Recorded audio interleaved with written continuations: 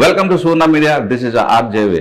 అయితే ఇటీవల సిఐడి విధించినటువంటి నారా చంద్రబాబుపై 3 కేసులు అయితే ఉన్నాయని చెప్పి కూడా ఇటీవల నోటీసులు అయితే జారీ చేయడం జరిగింది.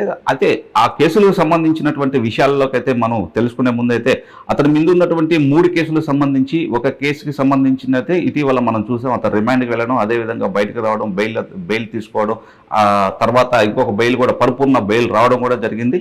అయితే ఇప్పుడు ప్రస్తుతం మనం చూస్తున్నటువంటి ఏ అయితే సిఐడి విధించినటువంటి 3 కేసులు ఇంకా 2 ఉన్నాయి. ఇసుక తవ్వకాలకు సంబంధించి, అదేవిధంగా మద్యానికి సంబంధించినటువంటి కేసులు అయితే ఏ ఉన్నాయో ఆ కేసులకు సంబంధించినటువంటి హైకోర్టు అయితే ముందస్తు బెయిల్ అయితే ఇప్పుడు ఈ నైట్ ప్రొవైడ్ చేసిందనమాట. అయితే దానిపై క్లియర్ కట్ వివరాలు మనం తెలుసుకునే ముందు ఒకసారి మనం సిస్టంలో కూడా చూడొచ్చు. అంటే ప్రముఖ దినపత్రికలకు సంబంధించి కొన్ని వ్యాఖ్యలు అయితే చేస్తున్నారు. అయితే ఇది క్లియర్ కట్గా బెయిల్ అయితే మంజూరు చేస్తున్నారు అన్నట్టు కూడా చెప్పారనమాట.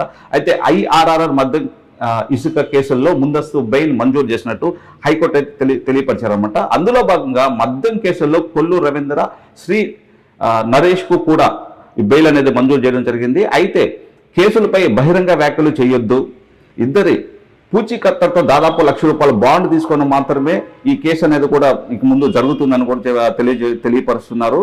అయితే పిలిచినప్పుడు విచారణకు హాజరు కావాలని కూడా హైకోర్టు అనేది వారికి ఖచ్చితమైనటువంటి సూచనలు అయితే సూచించారనమాట.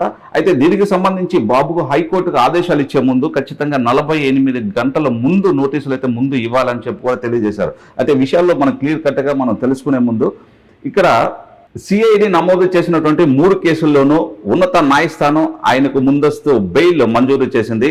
వారం రోజులు సంబంధించినటువంటి దర్యాప్తు అధికారుల ముందు లొంగిపోవాలని చంద్రబాబుకు సూచించిందన్నమాట హైకోర్టు. అయితే దర్యాప్తు అధికారులు సంతృప్తి మేరకు ఇద్దరు పూచీకత్తలకు సంబంధించి దాదాపు ₹1,00,000 బాండ్ను కూడా వాళ్ళకి సమర్పించాలి. ఆ తర్వాత ఇక్కడ మనం చూస్తున్నటువంటి దాని అనంతరం హైకోర్టు తీసుకునేటువంటి నిర్ణయంపై వాళ్ళు బాండ్ ఇచ్చిన తర్వాత ఇమీడియట్లుగా కూడా బాండ్ తీసుకొని వెంటనే అతను చంద్రబాబుకు రిలీజ్ చేయాలని కూడా తెలియజేశారనమాట. అయితే దీనికి సంబంధించినటువంటి బెయిల్ విషయంకై మనం క్లియర్గా తెలుసుకోవాలంటే 2 కేసులకు సంబంధించి దాదాపు ₹1,00,000 బాండ్తో పూచీకత్తల మేరకు బాండ్ని వాళ్ళు స్వీకరించిన తర్వాత చంద్రబాబును అక్కడి నుంచి రిలీజ్ చేయడం జరుగుతుంది. అయితే అదేవిధంగా మనం చూసుకున్నట్లుగానైతే అతను ఎప్పుడైనా కోర్టుకి హాజరు కావాలి అనేటువంటి పరిస్థితుల్లో మాత్రం 48 అవర్స్ అంటే 48 గంటల ముందు అతనికి నోటీస్ ఇచ్చిన తర్వాత మాత్రమే అక్కడి నుంచి విచారణ జరుగుతుంది. వెంటనే వారికి నోటీస్ ఇవ్వడం, ఉన్నట్టు ఉండి అరెస్టులు చేయడం అనేది కూడా కరెక్ట్ కదని కూడా సుప్రీంకోర్టు న్యాయస్థానం అయితే తెలియపరిచారనమాట. అయితే దీనిలో స్పష్టంగా ఇంకొక విషయం మనం తెలుసుకోవాలి. తప్పు జరిగినట్లు అధికారులు చూపించాలి అన్నట్టు కూడా ఒక వ్యాఖ్యలు అయితే చూస్తున్నారు. అంటే ఏదైతే కేసుల్లో తప్పు జరిగిందో ఆ తప్పుకు కూడా సంబంధించినటువంటి ఆధారాలన్నీ చూపించాలని కూడా ఇక్కడ తెలియజేశారు. ఏ కారణాలు లేకుండా 3.5 ఏళ్ల కాలయాపన చేశారు. అంటే 3.5 ఏళ్ళు ఎటువంటి కేసులు లేవు, ఏం లేవు. అంటే ఇప్పుడు ఎలక్షన్ మూమెంట్లో ఎందుకు ఇటువంటి కేసులు నమోదు చేయడం అనేటువంటి ఒక వ్యాఖ్యలు కూడా సుప్రీంకోర్టు అయితే పలు క్వశ్చన్లు అడగడం జరిగింది. ఇప్పుడు అరెస్ట్ చేసి ముందుకెళ్లడంలో సరికాదని కూడా తెలియజేస్తున్నాను. అంటే ఇప్పుడు అరెస్ట్ చేసి ముందుకెళ్లడంలో సరికాదని తెలియజేసింది. ప్రతిపక్ష నేతల ప్రభుత్వాల్లో డాక్యుమెంట్లన్నింటిని కూడా ట్యాంపర్ చేయలేరు అని కూడా తెలియజేశారు అనమాట. ఎందుకు అరెస్ట్ చేయాలో అర్థం కావడం లేదనేటువంటి పరిస్థితుల్లో ఉన్నారు.